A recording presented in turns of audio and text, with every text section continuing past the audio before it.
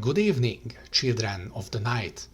I mean, it's only early afternoon outside, but I'm starting to get a migraine attack, so I figured that if I want to record this video, then I should do it either now or much later. So here we go, let's jump into this painting before it gets too late.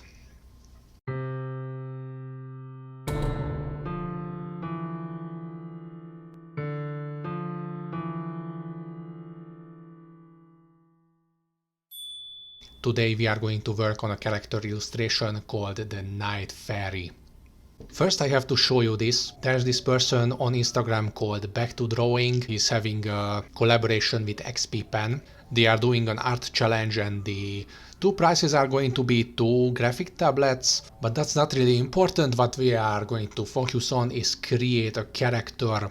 The challenge itself is designing a fairy. So first rule, create your own unique fairy.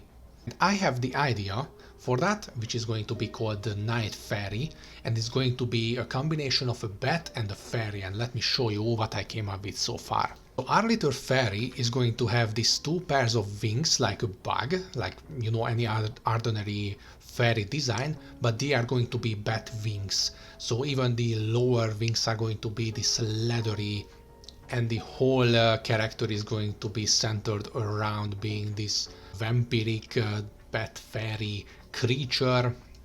I did these sketches really quickly. I'm not even going to use this one. This is garbage.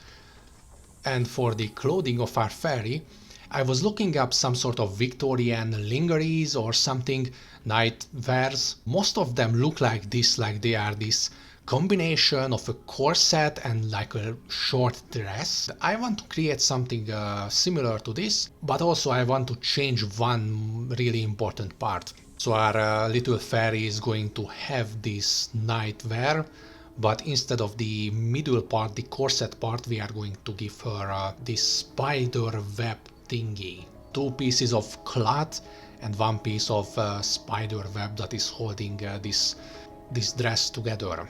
So what I had in mind is that our fairy is going to jump off from a tree branch, and the whole picture is going to be upside down. So there will be the moon, so it's going to be at the bottom half, maybe not a full moon, something like this, and we're going to have the silhouette of some mountains at the top of the canvas, and there is going to be a tree branch here, and our fairy is going to be in the middle, and the night fairy is going to jump off from this branch, or like seemingly jump off from this branch, because the reality is going to be that the fairy is going to be hanging like here. That's a really nice fairy. So that's our fairy, and she's going to like jump off this bench and start flying with one motion like a bat. But we are going to see this whole thing from the upside down. So our fairy's head is going to be like here, there will be the body, the legs here, and the wings are going to be in this position. So when you are looking at this picture, you get this little illusion that the fairy is aligned with the viewer, but the whole background is going to be upside down. So then like a second later you are going to realize that the whole picture is upside down, or the whole viewer is upside down. And I feel like that is going to create a nice effect. I'm not sure how it will go, but we will see. Maybe I'm going to stick with a much less wide composition, something like this. Still move the fairy to the side, move this moon, and like it's going to be something like this. Actually, what I was thinking about, maybe we should spin this character. So our character, the night fairy, is going to do a motion like this, jumping off from the branch and aligning herself in order to start flying. Did that sentence even make any sense? I'm not sure about that. So that is going to be the torso, there's going to be the head, and here are going to be the wings. It's like a backwards jumping motion. I don't know how to describe it. We should create some sort of device like this hook device that the fairy would use in order to grab the branch. She's not going to use her feet because human feet are not designed to do something like this, but she's going to have these handcrafted devices that she's going to use to keep on the branch. So that's the overall idea, and of course create this dress, this almost corset-like dress with this short skirt part. I just scribbled so much on top of this sketch that it's like unusable. Wait for a second. I really struggle with working without sketches, still I really often do that, so that's a bad habit that I should really be trying to break.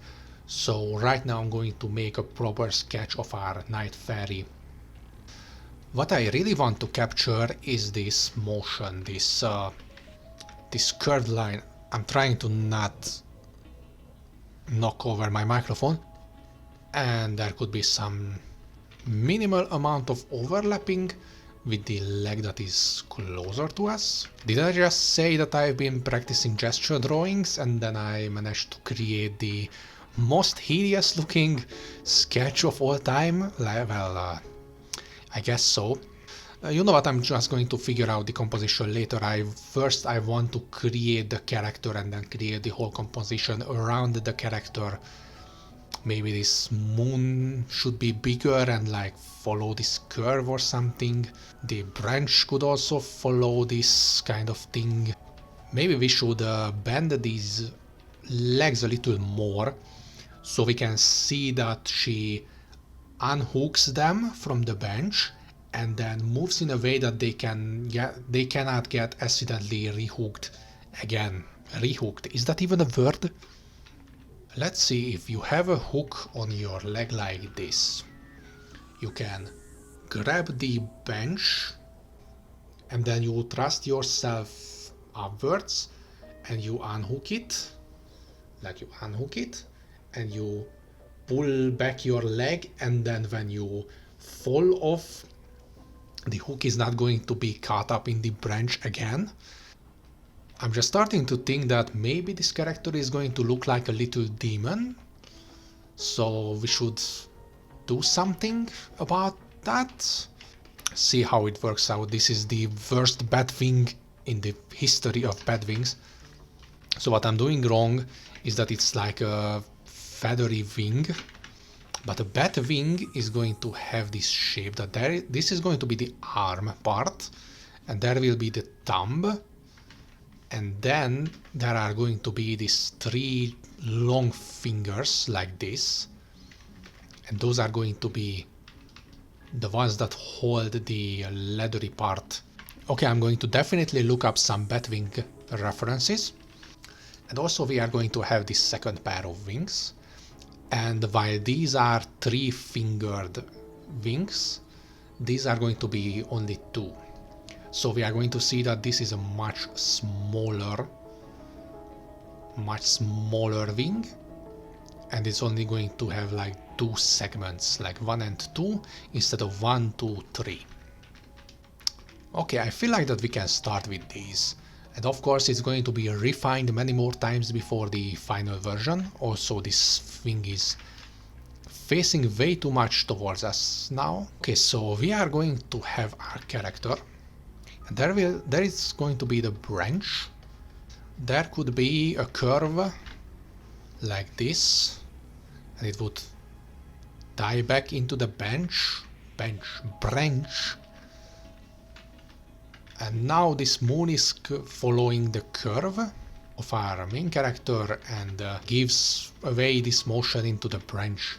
I'm like talking about this stuff like if I was good at it. You know, at the first glance you would think that this is the sky and these fireflies are really stars, but then you would realize that this whole picture is upside down and these are the stars, while the ones that you thought were the stars are not the stars, and I said stars way too much in these few sentences. We could use the fact that this dress have these bow looking thingies, these hanging things, and we could show the direction of gravity with them a little. Okay, so there will be the upper part that is going to end somewhere like here, and there's going to be this skirt part that is going to be a different cloth piece. Between the two we are going to have this spider web. Maybe the center of the web should be around the belly button, and then we're going to progress from there outwards. We will have the skirt. And also, how should the feet go? I was thinking about using a little vine thingy that curves around the leg, something like this. And there will be a stronger part at the bottom that is going to be the hook that attaches to the branch. And obviously the whole picture is going to be rather dark. So it's going to be this bluish dark night color. Wow, it looks really strange now. And our light source is going to be the moon. And there will be like a translucent part of the wing. And you know, we are going to have the character's face partially in this moonlight that is going to look really nice if I manage to do it right. So this is our sketch so far, so I'm going to continue it alone and then I'm going to show you how it went. At this point I made a much more precise sketch of the whole picture. Then I blocked in the base colors, added the basic light of the moon with an adjustment layer, and just overall I placed everything on the picture that I wanted in the first place. Later I'm going to add more details and redraw many things, but for now this is a completely working sketch and I'm ready to start with the rendering. Hello, this is about 2 days later and it's actually night outside, so that's a thing. Okay, so I did all of this the day before yesterday and then I skipped the day and now let's continue. The first thing that I want to introduce is that I want this character's silhouette to be much more visible. Right now it's a slightly dark wing against a slightly bright night sky, so let's change that really quick. First of all, I want this part of the wing and also the other side of the body to be in a shadow, so I'm going to use a multiply layers to really quickly add this in. This might not be the final version of it, I just want to sketch out what I had in mind. Okay, now I want to give the body a general shadow. Right now I'm not going to touch the face because I want to do something with it and I'm going to explain it in a moment. But first let's just add this shadow part. Something like this for the main body. Also don't forget the inner side of the skirt. Obviously this is going to be all changed, I just want to make an overall shape for my shadow. This arm is going to be mostly in shadow, but obviously I'm going to leave some light on it. Maybe some light would go over the shoulder. The other one is much more obvious. Obviously all of it is a red shadow, so let's change the clothing part into this darker gray color. Now it shows how I roughly imagine this. Nice. For the bright part of this wing I'm going to use another layer with addition mode. Something like this, just not so strong, because the leathery part of the wing is supposed to be full of blood and it's going to be visible when the light shines through it. I'll have to look up a few references of bat wings being translucent, because I don't want to create something really hideously wrong with this. But I'm pretty sure that it is going to look somewhat like this, and maybe a little translucency on this part, just the bare minimum. You know, if I cover the whole wings, then this effect is going to be pretty much meaningless. It's going to be translucent everywhere, therefore it's just going to be a base color of it. Maybe a little less visible. 50%. With the lighting I want one more thing. One layer at the top. I'm going to make a gradient like this. Obviously it's not going to be this strong. We are going to put it to like 15% or something. I'm giving it a transparency mask. I'm going to just airbrush in these lines, so we are going to have a few God rays from the moon. I'm just going to really gently do this. Is it going to work? Okay, so I took away some brightness from this area. Does it actually make sense? That's my question. So the moonlight is going to light up the little water molecules in the air. Therefore, where the air is less thick, this effect is going to be weaker. Therefore, if I look up and not at the mountains, it's going to be stronger, like this part is going to be brighter. Is that right, or I just said something stupid? I'm not sure about that. And one more thing that I wanted to talk about is the head. So I want to completely redo this head. I'm going to keep this hairstyle, this undercut style, if that's what it's called. I wanted to keep these really giant bat ears. Not like these regular elf ears that are just either really small or they are this long and thin ears. I wanted to give her really giant bat ears. So right now this head is facing somewhere like this. It is really ugly, but you get the point. So what we have here is we have this character inside the scene. But the face of the character is just a copy-paste face from a regular stack photo. And I don't want that. I want this character to feel natural, therefore I don't want her to look at the camera, at the viewer. I want her to turn her head the same way she's turning her whole body, and not just, bend her neck in order to face at the viewer. Let me just sketch it out. That is going to be the eye socket. There's going to be the nose. This part is strange. There's going to be the ear, something like this. And you see the difference.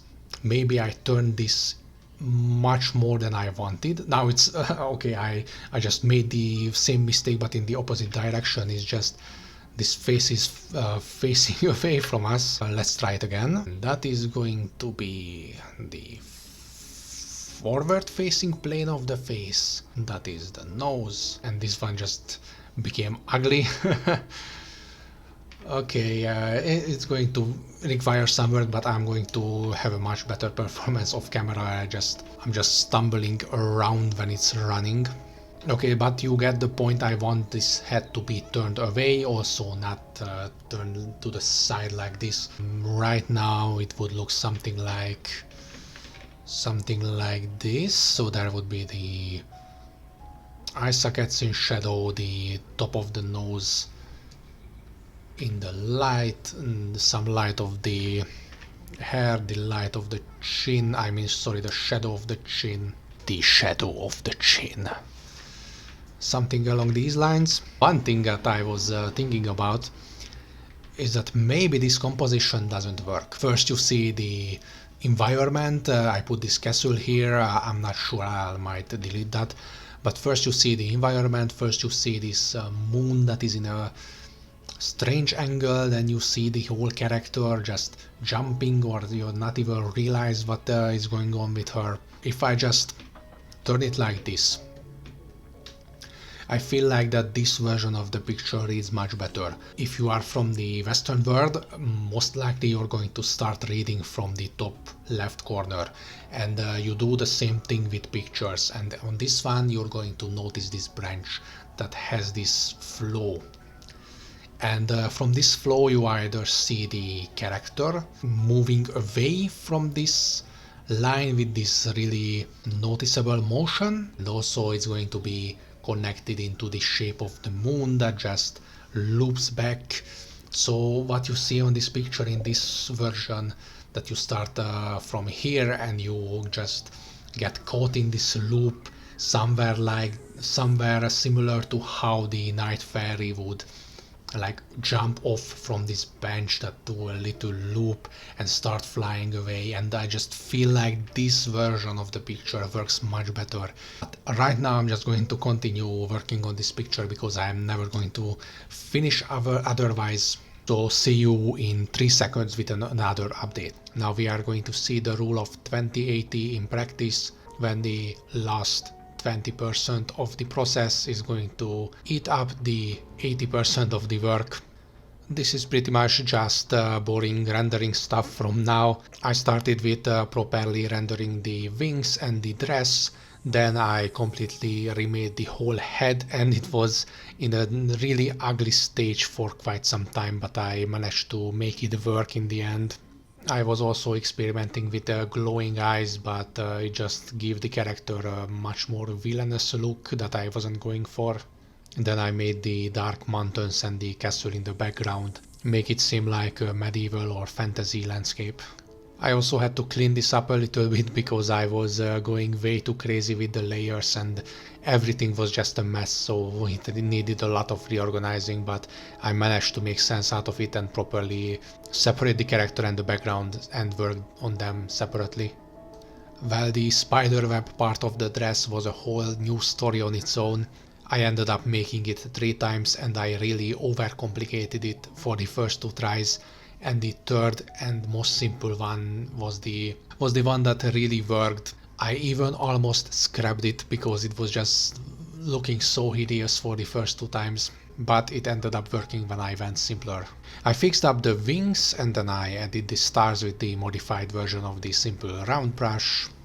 I even added stars into the part where the shadow of the earth is being cast on the moon, and then I realized that wait for a second, they shouldn't be visible there. The moon should block it out. So that needed a little fixing. Some simple shapes on the moon, most of it is going to be blurred out by that yellow effect layer. One of the final details was this blood flask on her neck. I made the fireflies in the end and that black widow spider that is sitting by the web, also some little accessories to the body. And I retouched the hair as well, and that was it. And here we go, the final version of the night fairy. Let me just move my camera so you can see it properly.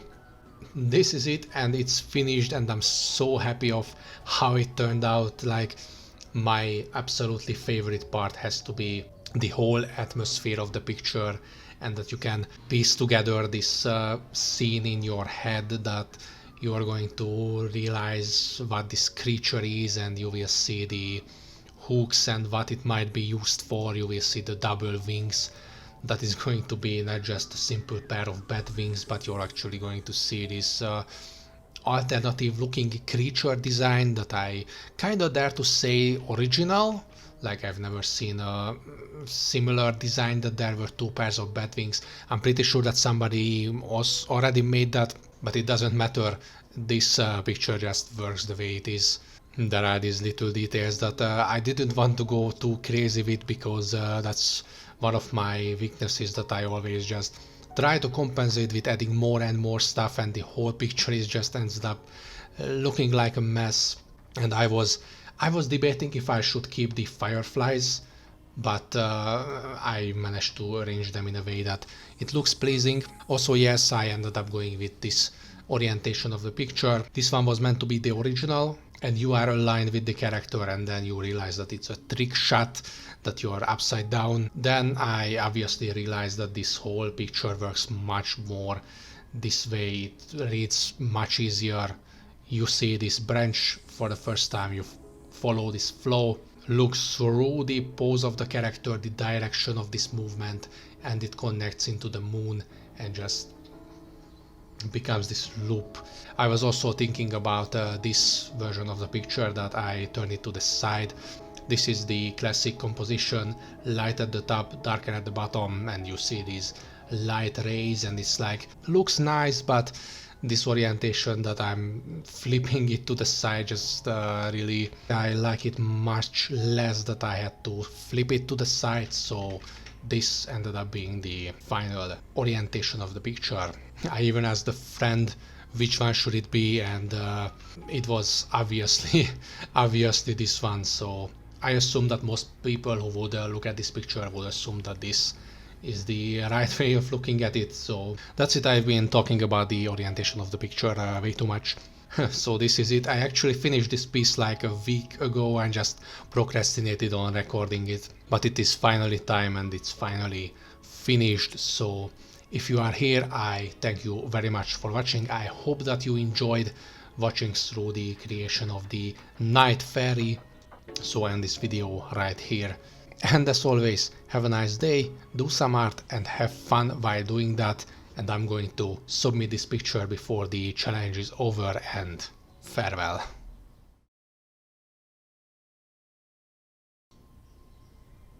Microphone, microphone, microphone, microphone.